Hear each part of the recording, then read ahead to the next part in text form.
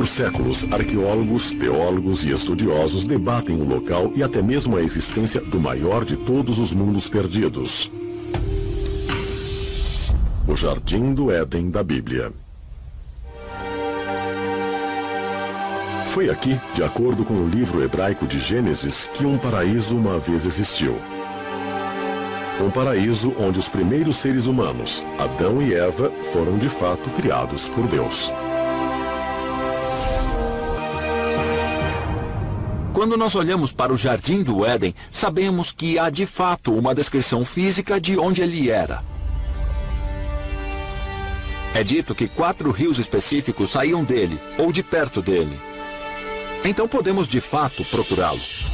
2 destes rios, os rios Tigre e Eufrates, são bem conhecidos. Eles correm por onde é hoje o Iraque.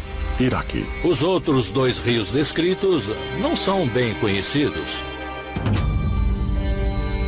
Os pesquisadores agora acreditam que o terceiro rio, conhecido como o Rio Karun, atravessa o Irã e se junta ao Eufrates ao norte do Golfo Pérsico. Então, em 2010, imagens de satélite revelaram um rio fóssil, ou um leito seco de rio chamado Wadi Baton, que uma vez fluiu pelo norte da Arábia e também se juntou ao Eufrates. Poderiam esses 2 rios ter sido o local dos rios Pison e Gion? Os rios perdidos mencionados na Bíblia que apontam para a localização real do Jardim do Éden? No livro de Gênesis tem um trecho que diz que 4 rios formam um rio. Então, uma leitura muito atenta indica que quando você junta os 2 rios que estão hoje no Iraque, o Tigre e o Eufrates, com o rio que está no Irã, o Karun, e o rio Fóssil na Arábia, você forma um rio, sendo esse o local aproximado ao norte do Golfo Pérsico. E de acordo com a Bíblia, esse único rio corria pelo Jardim do Éden. Então, com base em imagens do local e uma leitura atenta do texto hebraico, eu acho que a localização do Jardim do Éden está sob as águas do Golfo Pérsico e não em terra. Os cientistas acreditam que durante a última idade do gelo, as calotas polares tinham 3 quilômetros de altura. E o nível dos oceanos era 50 metros mais baixo do que é hoje. Estudos recentes sugerem que a área do Golfo Pérsico teria sido uma planície seca e fértil do tamanho da Inglaterra, oferecendo um refúgio ideal para alguns dos primeiros humanos fora da África, cerca de 75 mil anos antes. Mas como as calotas polares derreteram ao longo de milhares de anos, as águas do que agora o Oceano Índico inundaram a Terra e formaram o Golfo Pérsico. Durante esse longo período, houve pelo menos 3 episódios de inundações muito importantes, onde você veria uma subida de 9 a 12 metros do nível do mar, da noite para o dia. Será que uma grande inundação, talvez a descrita na história bíblica da Arca de Noé, foi mesmo a responsável pelo desaparecimento do chamado Jardim do Éden? Mas que a prova pode ser encontrada ao se estudar textos sumérios antigos. Mesopotâmia. A mais antiga civilização conhecida da Suméria é de 5.000 a.C. e seu primeiro assentamento no sul da Mesopotâmia foi chamado Eridu. Os sumérios antigos têm uma história maravilhosa. Eles acreditavam que viviam em uma área que era mais ao sul da Suméria da época. E nós sabemos disso porque eles disseram que saíram do mar. Escritos cuneiformes antigos que sobreviveram em tábuas de argila sugerem que os sumérios foram levados para Eridu por seu deus Enki. Os textos cuneiformes também descrevem uma raça alienígena chamada Anunnaki, que veio à Terra e criou o primeiro homem moderno.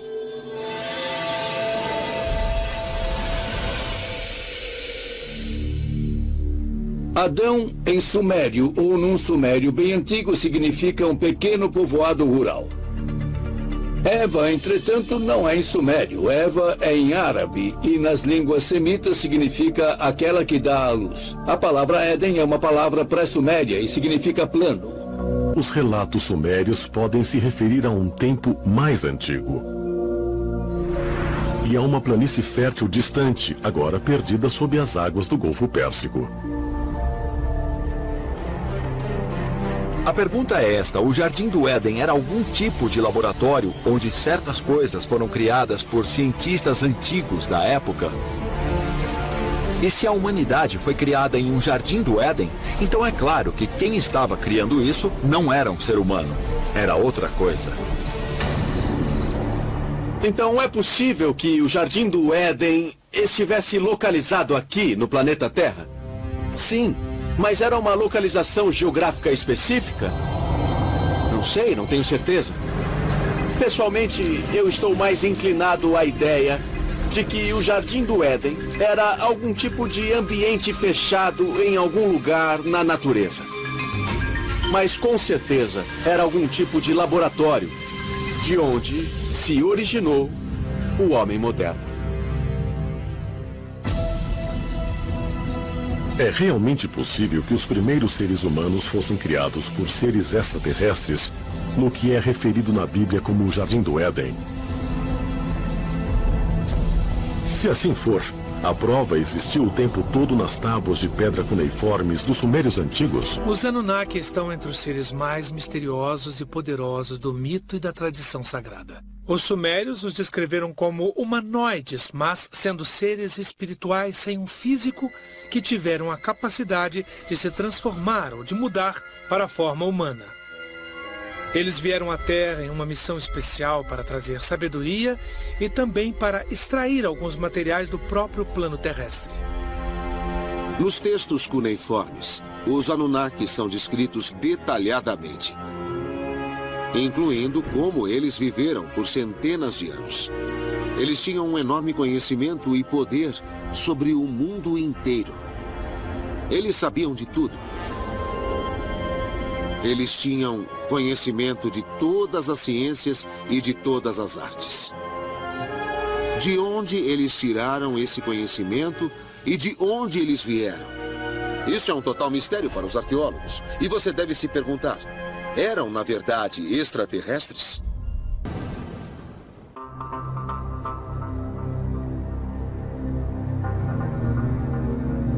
Shuruppak, centro-sul do Iraque, 1931.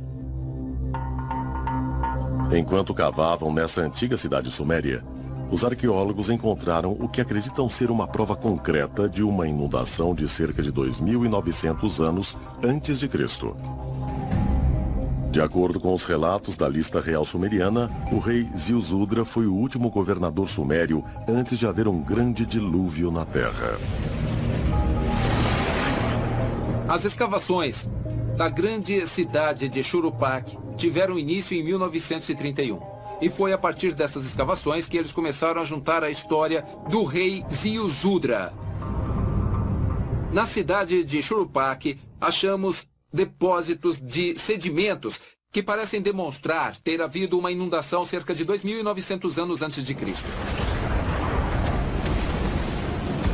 Essa é uma ligação que mostra que o dilúvio bíblico pode ser um fato verídico e de um jeito que consigamos, enfim, provar essa veracidade.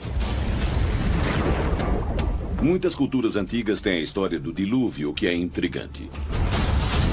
O fato dos mesopotâmios terem uma história de inundação não é surpreendente, porque a história da Mesopotâmia é repleta de contos contendo os rios Tigre e Eufrates e tentando torná-los úteis à agricultura. Até terem construído o sistema de canal, havia inundações ali que arruinavam cidades. Parece que a história da Arca de Noé talvez não seja uma história originalmente hebraica. Nos textos sumérios, encontramos uma história muito mais antiga do Ziusudra, que também sobreviveu ao dilúvio, que construiu uma arca e que conseguiu salvar parte de sua família também. Isso é só uma coincidência ou isso sugere que, na verdade, o conto bíblico foi baseado na história suméria original? As semelhanças estão ocasionando sugestões de que talvez o relato bíblico seja pautado, de certa maneira, nos relatos mesopotâmicos. Minha intuição é que, certamente, os escritores bíblicos tenham adaptado isso pelas próprias razões teológicas deles. No relato bíblico, a justificativa para o dilúvio é o pecado humano. E então, o que o escritor da Bíblia fez foi usar os relatos das inundações, no intuito de provar uma razão teológica do porquê elas ocorreram. De acordo com a antiga lenda suméria, o Grande Dilúvio não foi um evento natural, mas foi guiado pelo deus Enlil, que estava cansado do barulho dos seres humanos. Dos Anunnaki que vieram à Terra, essencialmente tiveram 2 líderes. Enlil, que estava na lei, ele era o filho legítimo de Anu, o rei do planeta Nibiru, e seu meio-irmão Enki, que na verdade era o primogênito. Eles estavam no comando da Terra. A procriação estava fora de controle.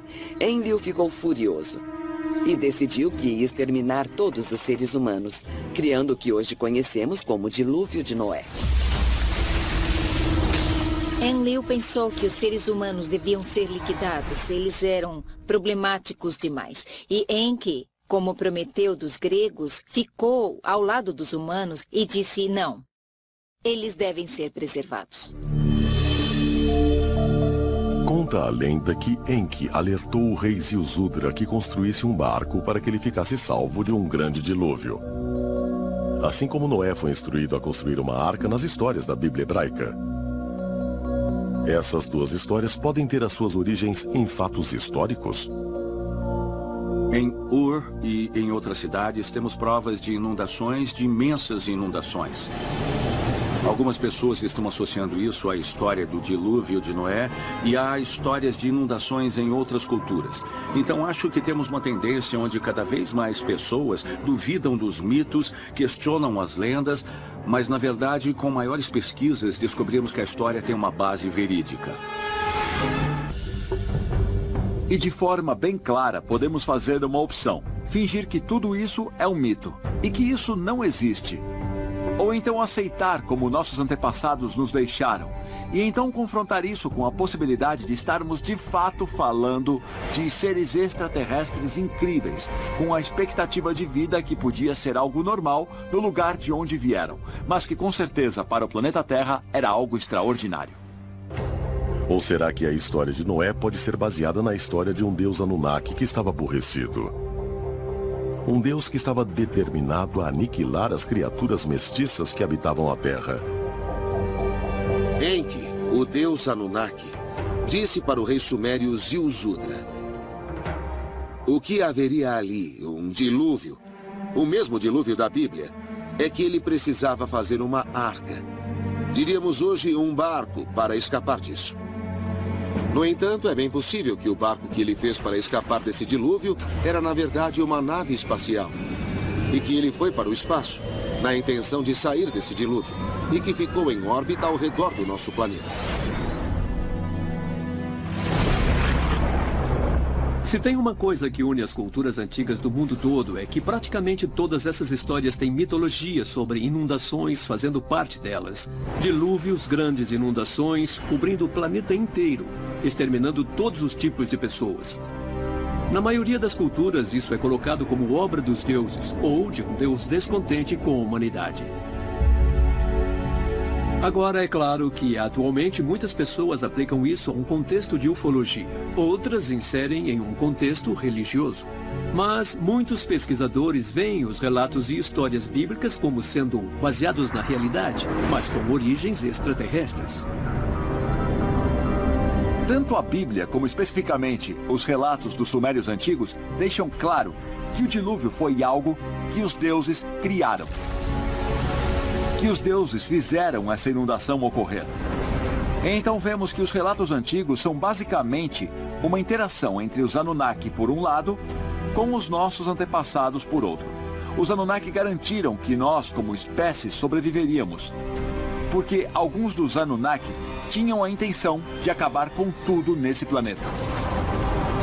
É possível que os Anunnaki tenham sido os responsáveis por causar o que é chamado o Grande Dilúvio? E que essa inundação destruiu praticamente todas as provas do tempo dos Anunnaki na Terra?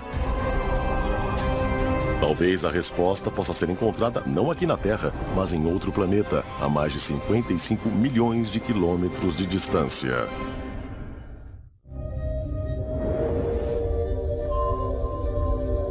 Cratera Gale, Marte.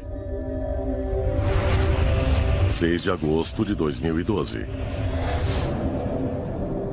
O Curiosity sonda a superfície de Marte para avaliar a situação do planeta para a exploração humana. O rover, de 1 tonelada, vai em busca de sinais de água na superfície, um elemento essencial para a manutenção da vida. Acho que uma das coisas fascinantes do ponto de vista da biologia é que Marte, por um período de sua história, foi bastante semelhante à Terra, onde a vida pôde começar a evoluir. Você pode questionar quanto tempo levou isso. O que aconteceu historicamente em Marte? Quando começaram a dizer que ele perdeu a atmosfera? Quando não houve mais capacidade de sustentá-lo? E podemos aprender muito sobre os processos da Terra que foram bem-sucedidos, porque eu acho que, comparando até que ponto a vida chegou em Marte, onde houve falha nisso? Mas é possível que a missão da sonda Curiosity pode revelar também evidências de que os seres misteriosos conhecidos como os Anunnaki também habitaram em Marte uma vez? Zecharia Sitchin teorizou que os Anunnaki estavam vindo desse planeta Nibiru e que Marte era tipo uma estação de passagem. E quando eles vinham de Nibiru, iam para Marte e depois para a Terra. Então dá para pensar, se esse for o caso, que em Marte poderíamos encontrar algum tipo de vestígio dessa civilização dos Anunnaki. E vamos encontrar pirâmides, monumentos megalíticos, construções imensas em Marte, assim como temos aqui na Terra? Eu suspeito que sim. Se uma presença extraterrestre em Marte pode ser encontrada, seria possível que ocorresse uma consciência global da nossa própria ancestralidade Anunnaki? De acordo com o autor e pesquisador sumério Zecharia Sitchin, Nibiru, a casa dos Anunnaki, está em uma trajetória elíptica que traz o planeta para a nossa órbita a cada 3.450 anos. E a próxima visita está planejada para ser no ano de 2900. Zecharia escreveu o livro O Fim dos Dias sobre algumas das profecias do retorno. Da próxima vez que Nibiru chegar perto, deverá ter uma outra aparição dos Anunnaki. Alguns dos Anunnaki podem ficar muito entusiasmados e felizes de ver o que se desenvolveu e no que nos tornamos. Alguns podem ficar chateados por termos ido longe demais. Talvez tenhamos ultrapassado os limites. Os Anunnaki podem nos julgar. E isso poderia ser bom ou poderia ser ruim. Os antigos egípcios falaram de Tuat, que era a travessia entre esse e outro mundo. E Nibiru era o equivalente sumério disso. Ele é um reino que existe tanto nesse espaço, mas também em outro lugar. Isso é como uma ponte, um território, no qual os seres humanos podem sair em vida daqui da Terra e irem para o reino dos deuses. Segundo a interpretação dos textos sumérios de Sitchin, Nibiru também desempenhou um papel importante na criação cataclísmica da Terra e no cinturão de asteroides entre Marte e Júpiter. Se for verdade, será que uma mudança parecida estará guardada na próxima vez que entrarmos em contato com os Anunnaki? Reuniões de humanos com os Anunnaki, sempre que ocorrem, na maioria das vezes resulta na mesma coisa, a estimulação da evolução humana. Os Anunnaki entraram na consciência e cultura humana, trazendo sabedoria, conhecimento e muitas vezes a tecnologia. Então, quando vemos um retorno em massa dos Anunnaki, com base no passado, podemos esperar ver mais uma vez novas tecnologias, novos conhecimentos e ideias que estão sendo semeadas na consciência humana. Quando observamos a história dos Anunnaki e do seu envolvimento na cultura suméria, precisamos compreender que potencialmente esse é um legado de informações. É para olharmos os registros da humanidade e interpretarmos de onde realmente nós viemos. Existe um denominador comum em todas essas histórias sobre extraterrestres nos visitando em um passado distante, que é a promessa do retorno deles? Como podemos nos preparar para o retorno desses extraterrestres no futuro? É muito simples. Aceitar a ideia de que não estamos sozinhos no universo é a primeira coisa. E a segunda é que eles estiveram aqui no passado, vão voltar no futuro e, ei, tá tudo bem. É possível que a raça humana foi iniciada, ou que talvez até tenha sido geneticamente criada por seres extraterrestres em um passado remoto. Essa pode ser de fato a peça que faltava na teoria da evolução humana de Darwin? E será que a noção de uma presença extraterrestre na Terra também ajuda a conciliar o suposto conflito entre a ciência e a religião? Talvez uma noção profunda tenha sido a razão para os museus no Iraque terem sido invadidos e saqueados.